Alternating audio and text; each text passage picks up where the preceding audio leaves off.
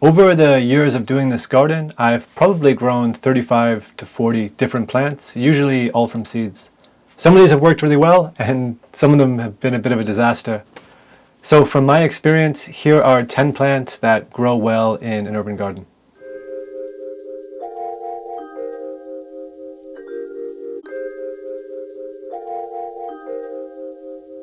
My mom is also a gardener, and it's through her that I learned a lot about gardening. And when I was a boy, she used to grow dill in her garden, and she would harvest it and make cucumber salads.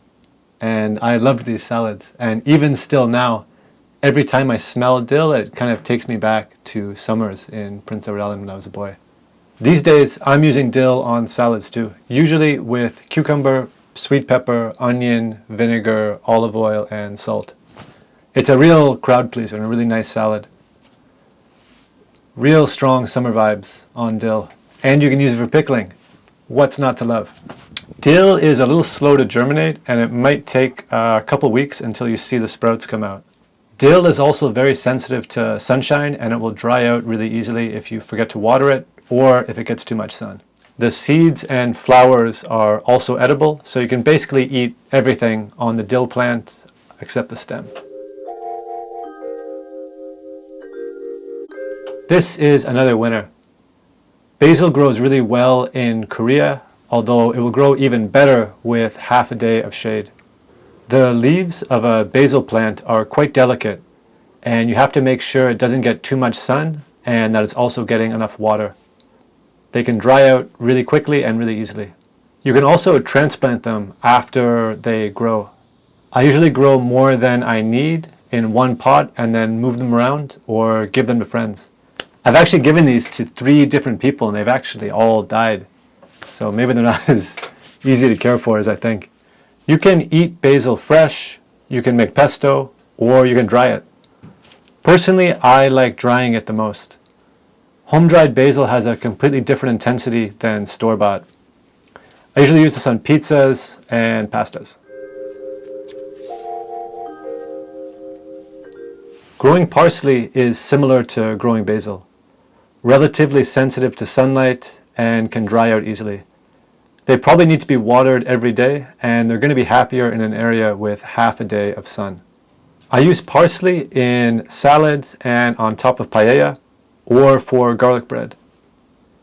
You can find parsley in Korea, but it's expensive and I don't know, it has no flavor. Parsley also dries well, so you can keep it and eat it all year round. This one is a challenge. Oregano is really slow to germinate, and it might need 4 to 6 weeks until you can start to see it sprout. You can see the photo here, how small this little guy is right now. I planted this about a month and a half ago. On top of being slow to sprout, it's also really slow to grow. The leaves themselves are very small and it will dry out really easily. So you really have to have a handle on how much sunlight it's getting and how much water it's getting. Dylan, if it's so hard to grow, why are we even talking about it? The thing is, fresh oregano is pretty good. It's pretty good. Of everything on the list, fresh oregano will probably surprise you the most. It has this deep, resinous flavor that's almost spicy. You eat one tiny leaf and that will stay with you for 30 minutes. And this one is actually even better if you dry it. Alright, finally one that is easy to grow. Rosemary is basically a small tree, so it's very hardy. The rosemary leaves are essentially just little pine needles, so they're pretty tough. They can handle cold and also handle poor care.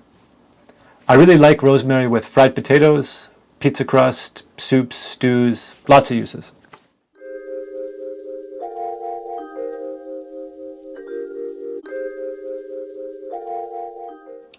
This is another one I have really strong memories of eating with my mom. She used to grow standard peas, and we used to pick them together after they would grow in the garden. The difference with snap peas is that you can eat the shell, so you can just eat the whole thing, and they're a little bit sweeter. These are really easy to grow, and they can actually be the first thing that you plant in the spring. In Korea, you can plant these in early March and have peas ready by April. They will die once the temperature goes above 20, So this is a spring-fall vegetable. Peas will also need a trellis or string or something that they can climb up. You can't buy these at all in Korea, and if you've never had one of these, you should really give them a try. They're easy to grow and they taste great. Growing green beans is a lot like growing peas, just at a different time of the year. For beans, the minimum night temperature needs to be above 10 degrees before you plant them. In Korea, this is usually around April. If you don't have much space, you can plant the beans after the peas die in the same container. These are really, really good. Steamed, a little bit of butter, a little bit of salt. Beautiful. And this is another one you can't really buy in Korea. You can also get a lot of beans out of a small space. So even a relatively small area, you can probably grow more beans than you can eat. Every garden needs some kind of lettuce. You can pick whatever variety you like, but I'd go with arugula. It has a deeper, nuttier, slightly spicy flavor that goes well with just about everything. Any lettuce will grow fast, grow well, and you can harvest the plant multiple times if you're careful when you cut the leaves. One thing is that lettuce is pretty sensitive to bugs, and you might end up having to use pesticide even if you don't want to. This guy is for a kind of common green moth that I find always seems to be a problem. This one is for spider mites, which are a big problem in this part of the world.